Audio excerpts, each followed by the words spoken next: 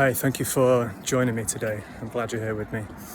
I wanted to share something that I found to be pretty significant and fundamentally true, and it's to do with gratitude and the importance of gratitude, and breaking it down to its most fundamental levels in order to understand it in its fullness.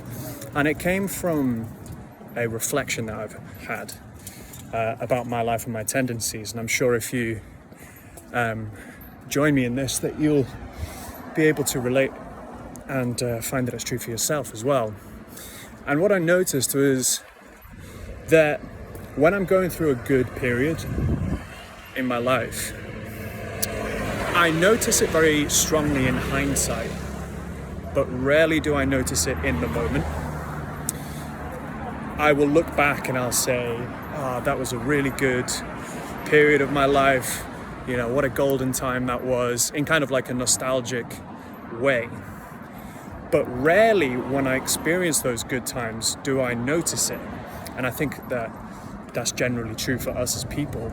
Rarely do we notice it at the time. It's only when the moment's passed and often even way down the line, years down the line, you'll look back and you'll go, that was a really good time in my life. But conversely, with bad times, you'll notice it in hindsight. So you'll look back and you'll go, that was a really dark, difficult time in my life.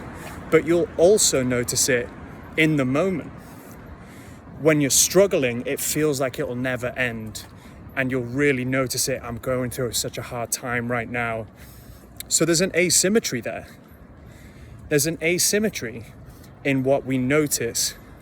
We notice the bad times much more than we notice the good times. And that is an interesting psychological phenomenon. And it has evolutionary roots. So we are much more susceptible to negative emotion. And ask anybody who works in marketing, and they will already know this, because all the companies, they try and play on this mechanism, by leaning into people's negative emotions, making us feel insecure or worried about something. You get a much stronger reaction out of people because we're much more susceptible to negative emotion. And that mechanism is there for a reason, to essentially keep us alive. Back when we were hunter-gatherers and living in tribes and whatnot, it made us more functional as people, because, ultimately, if something bad happens, it threatens the existence of the tribe, whereas if something good might happen, it's kind of like a cherry on top.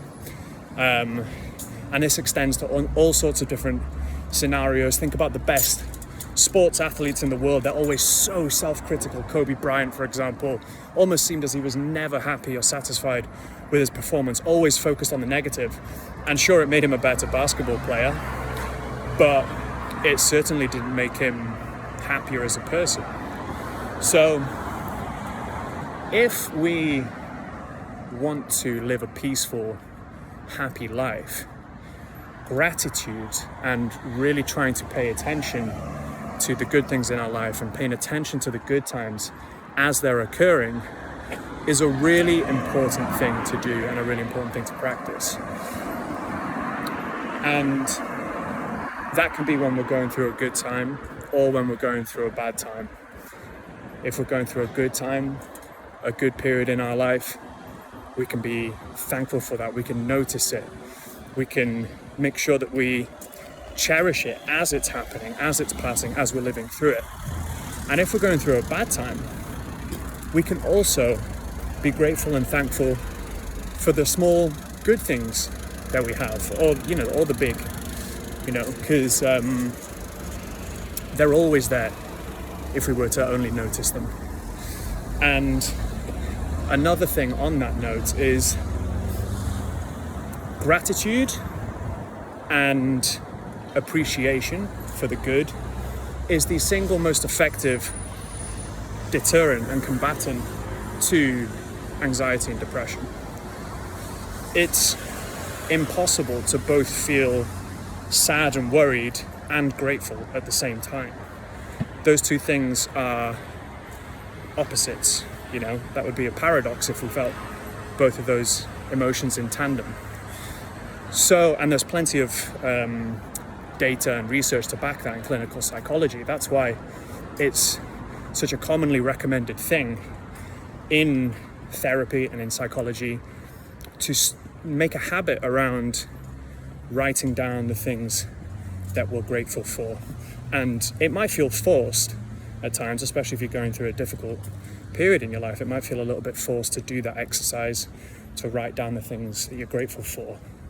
But if we do it and we build a habit around it and we build a lifestyle around showing gratitude, and this is something that I'm trying to implement in my own life, and it's not always easy to do it, but we will find ourselves to be happier, less anxious, and less depressed people as a result.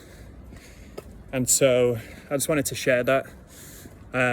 It's something that I've reflected on recently, and it's something that I want to implement in my own life, and so I thought that I would share it. And if this kind of growth and this journey to become a better person is something that you're interested in, like I said in the title of this video, I believe that this video will find you at a time that you need it. And if you've made it to the end of this video, then that's probably an indication that it's helpful for you. Then please do join along. I don't know yet if I'm going to make this, you know, a daily thing or just a sporadic thing, but please do join me on the journey, and we can grow together. And please also share your thoughts and your experiences on this as well.